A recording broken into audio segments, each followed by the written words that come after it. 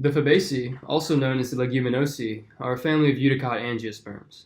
These flowering plants produce the fruits that we all know and love as the legumes. The Fabaceae are the third largest group of flowering plants, consisting of 670 genera and 20,000 species, some of which are household names in our day-to-day lives. One of the staples of the Fabaceae family is the genus Trifolium, which includes the iconic and ever so lucky four-leaf clover.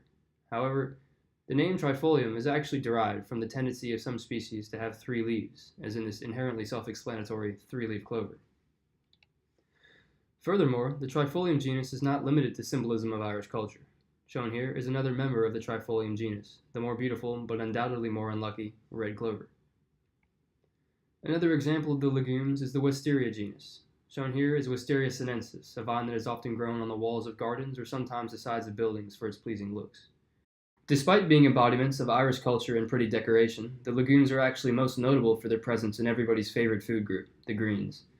This includes the genus Pisum, your common garden pea. Also included is the genus Phaseolus, which includes the common bean and green bean.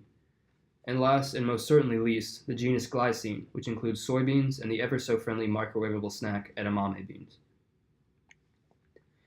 In terms of their physiology, most legumes feature 5 sepals, 5 petals, 2 whorls of 5 stamens, and 1 carpel. Shown here, some legumes also feature carnation among the corolla, or in other words, fusion between the petals of the plant. As you can see in the sweet pea flower, some of the petals appear to be fused. Shown here is the Bauhinia blackiana, commonly known as the Hong Kong orchid tree. In terms of symmetry, most of the legumes are zygomorphic, meaning that they exhibit bilateral symmetry. In layman's terms, it is only symmetrical along a single axis. Bilateral symmetry is not universal among the legumes. If we return to our bad luck red clover, these flowers appear to exhibit radial symmetry, meaning that they are symmetric around a central axis. In sophisticated terms, this would be called actinomorphy. The legumes also feature a variety of different inflorescences, or arrangements of flowers on a plant. This clover serves as an example of an umbel, or multiple short flower stalks spread about a single point, causing it to appear almost umbrella-like. Another inflorescence seen in legumes is the raceme, as in this species, the longstar lupine. As you can see, each flower is distributed along the central stem at equal distances, the defining feature of a raceme. The fruits of the legumes are also simple, meaning that each fruit is derived from a single ovary. Their fruits are also dehiscent, meaning that they split open to release their seeds.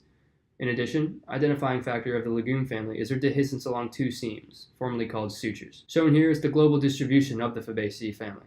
They are mostly found worldwide, except in clearly unfortunate areas of North Africa, as well as the barren high Arctic and Antarctic regions. Common local examples include Apius americana, or the American groundnut. It is a perennial vine, meaning that it lives more than 2 years and produces tubers in its roots, much like potatoes, and can be found in multiple counties throughout Alabama, including Lee County. Another local staple of the legumes are peanuts, which are grown in Lee County as well as other counties in South Alabama. In addition, legume spottings have been reported at our very own Abbey Hall. Legumes are distributed across the world and are found in almost all civilized regions, and, as with any plant, if it's there, people will eat it. Legumes are probably most commonly known for their presence in the food industry, contributing to household names like peas, beans, nasty vegetables, pistachios, and more.